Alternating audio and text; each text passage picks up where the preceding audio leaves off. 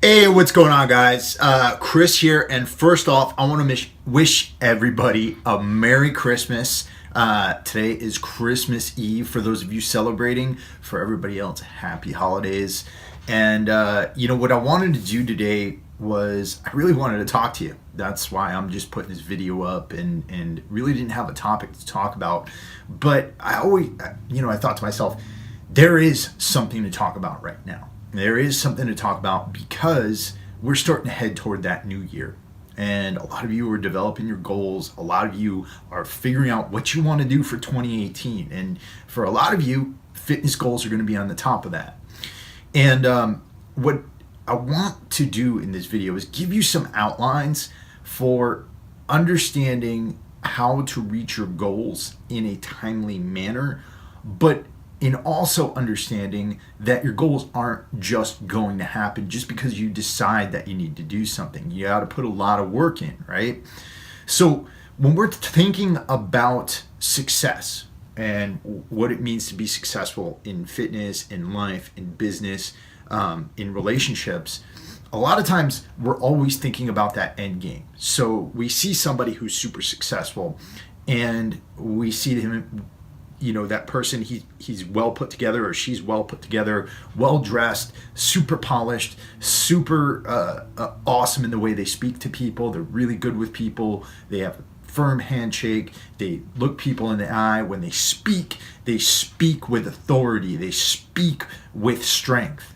When we see somebody who's super fit, we look at them, they have the round shoulders, they're super ripped, great set of abs, muscular, endurant, they're able to perform. If we see somebody who's really great at a sport we want to do, like martial arts, we're looking at them, they're doing every move and they're making it look flawless, right? They're making it look so easy. If you watch some of these great athletes out there, like Michael Jordan, he used to make it look really, really easy.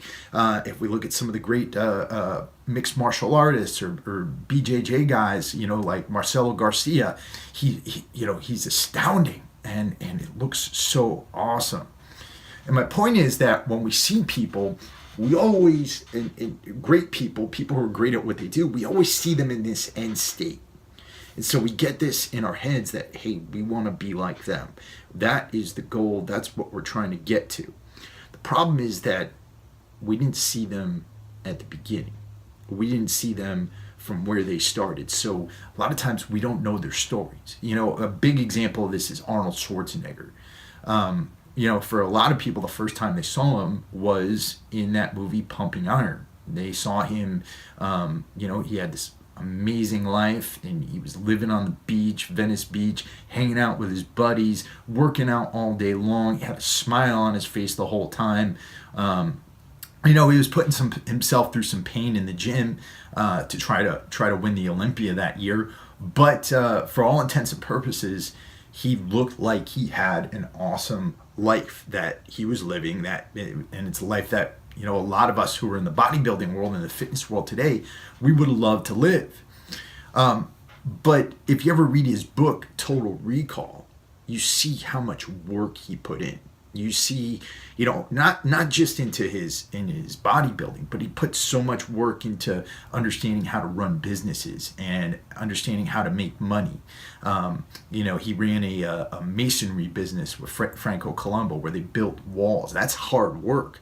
He invested into real estate. He took all his money and he put it into real estate. And he bought properties up around Los Angeles and Santa Monica, collected rents, managed these properties himself. That's all really, really hard work. And so my point is, when you're setting these goals, you really want to think about the steps that it's going to take to get there. Because otherwise, you're going to be working toward these goals and you say, well, why am I not like Arnold yet? Why am I not like, why am I not financially successful yet? Why am I not where I want to be yet? And it's because you got a long road to travel. So another really big tip here is, rather than just looking so far at the road ahead and that big goal, you really want to stop every day to take a moment and think about what you have accomplished and be grateful for the lessons you've learned along your way. And I talk about gratitude all the time. I keep a gratitude journal. And a lot of times, it's not just, me saying I'm thankful for my relationship, or I'm thankful for the house I'm living in, or I'm thankful for the weather. Yeah, that's all awesome stuff, and that goes into gratitude too. I'm really thankful for the life I live, but I'm also thankful for the mistakes I make. I'm thankful for the obstacles that come in my path, because in every obstacle there's a lesson.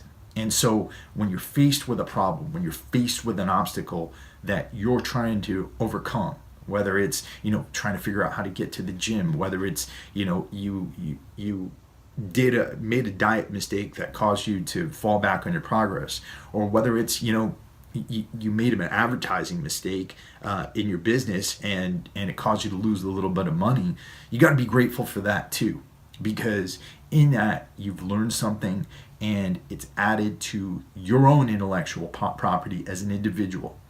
So I hope this makes sense. I really want you guys to get out there and have a really Merry Christmas, but also remember to work hard, friggin' stay healthy, keep your goals fresh in your mind, have a happy holiday, and I will talk to you guys very, very soon.